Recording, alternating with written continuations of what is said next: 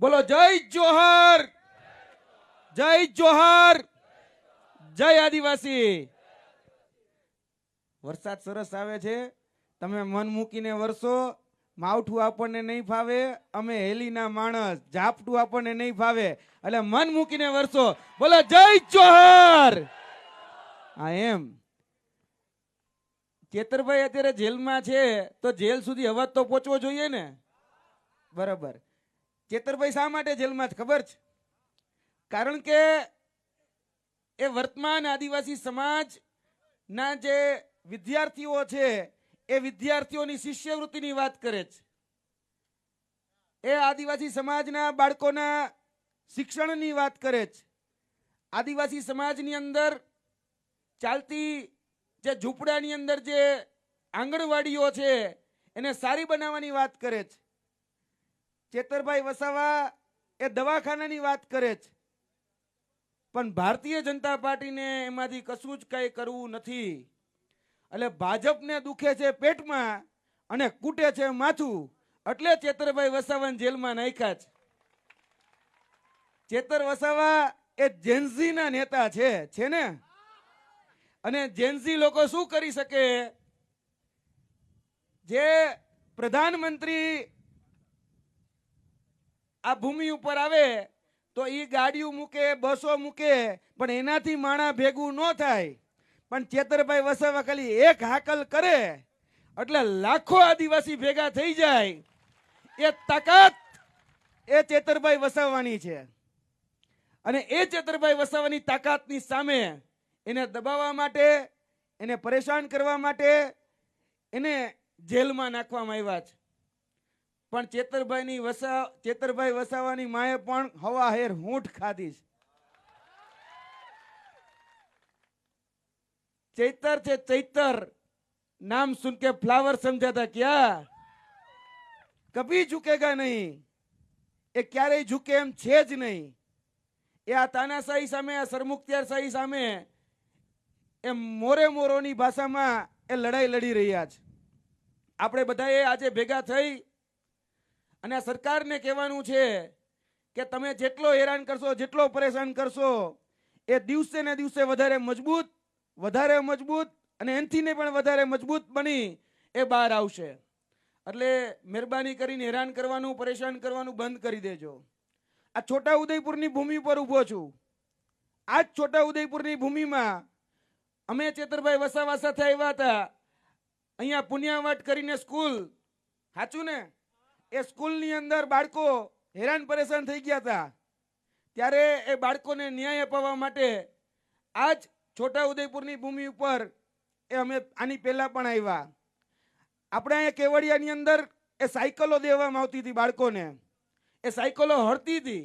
હવે બધી જ સાયકલો ગાયબ કરી દેવામાં આવી. તમને મળી? કોઈને નથી મળી ને? ચેતરભાઈ વસાવાએ પ્રશ્ન ઉપાડ્યો. ચેતરભાઈ વસાવા અહીંયા જઈને લાઈવ કર્યું તો એ સાયકલ ગાયબ કરી નાખી. હવે તો ચેતરભાઈ વસાવાને ગાયબ કરી નાખ્યા. બોલો. તમારે અહીંયા એક નદી છે, ભારત નદી ઉપર સિરોજનો બ્રિજ આવેલો, પુલ આવેલો. આ ગુજરાતમાં પહેલો એવો દાખલો હશે કે ડાયવર્ઝન બનાવવા માટે 5-5 કરોડ રૂપિયા નાખવા પડે છે, પણ એ પુલ નથી બનતો. ચેતરભાઈ વસાવા આવ્યા હતા ગયા વખતે, મને યાદ છે, આવો જ વરસાદ ચાલતો હતો અને અહીંયા એ ડાયવર્ઝન છે. આની પહેલા 2.5 કરોડ, પછી 4 કરોડ ને હવે કંઈક નવું ટેન્ડર આવ્યું છે. જેટલામાં પુલ બની જાય ને એટલામાં નવા ડાયવર્ઝન બનાવવા રાખે છે. સાચું ખોટું? આ નડે છે ભાજપને. આ નડે છે કે જે વ્યક્તિ તમારા પ્રશ્નોનો, મુદ્દાના નિરાકરણ માટે અહીંયા આવીને બોલે એ નથી પસંદ. આ જ ચેતરભાઈ વસાવા આદિવાસી સમાજના હક, અધિકાર અને ન્યાય માટે, જળ, જમીન અને જંગલ માટે, આ જ આદિવાસી સમાજના જે સર્ટિફિકેટો છે, જે સાચા સર્ટિફિકેટો છે, એને માન્યતા પ્રમાણપત્ર મળે એના માટે સતત લડી રહ્યા હતા. અમે આ જ છોટા ઉદયપુરની ઘણી બધી શાળાઓ, આ જ ભરૂચની ઘણી બધી શાળાઓની અંદર શિક્ષકોની ઘટ હતી. ત્યારે આમ આદમી પાર્ટીના નેજા હેઠળ રિવર્સ દાંડી યાત્રા કાઢી હતી. ગોપાલભાઈ ઇટાલિયા, મનોજભાઈ સોરઠિયા, ચેતરભાઈ વસાવા એ રિવર્સ કહી શકાય દાંડીથી લઈ અને સાબરમતી આશ્રમ સુધી આવ્યા હતા. ત્યારે આ વિસ્તારોની અંદર શિક્ષકોની જે ઘટ હતી ને એ ઘટની સામે 23,470 ઇતિહાસની એટલે કે 79 વર્ષની સૌથી મોટામાં મોટી શિક્ષકોની ભરતી જો કોઈના હિસાબે થઈ હોય ને તો એ ચેતર વસાવા હતા. આજ આદિવાસી સમાજની શિષ્યવૃત્તિ બંધ કરી દેવામાં આવી. જે પોસ્ટ મેટ્રિક શિષ્યવૃત્તિ યોજના આ બંધ કરી દીધી.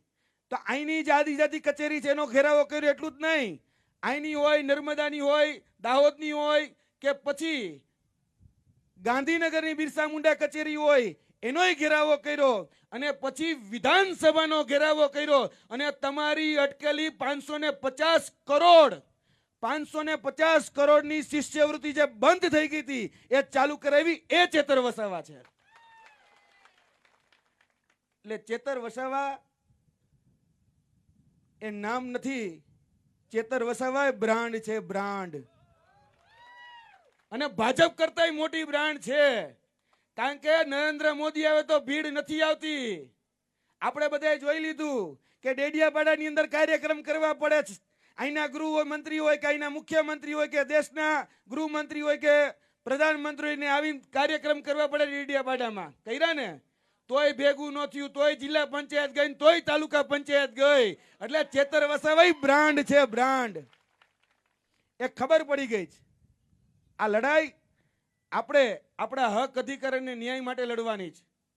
આપણા જે શોષણ કરી રહ્યા છે એની સામેની લડાઈ છે. એટલે વધારે વાત નથી કરવી. ગોપાલભાઈ, મનોજભાઈ આપણી સાથે વાત કરવાના છે. આપણે ચાલીને પછી આપણે કલેક્ટર કચેરીએ પણ જવાનું છે.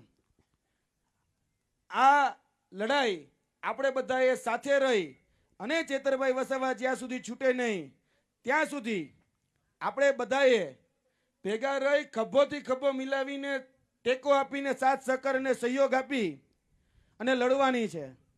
બાકી ભાજપને કહી દેવાનું છે કે હાથી ઘોડે તોપ તલવારે, હાથી ઘોડે તોપ તલવારે, फौज तो तेरी सारी है पर जंजीर में बंधा चैतर आज भी सब पे भारी है. जय हिंद, जय भारत.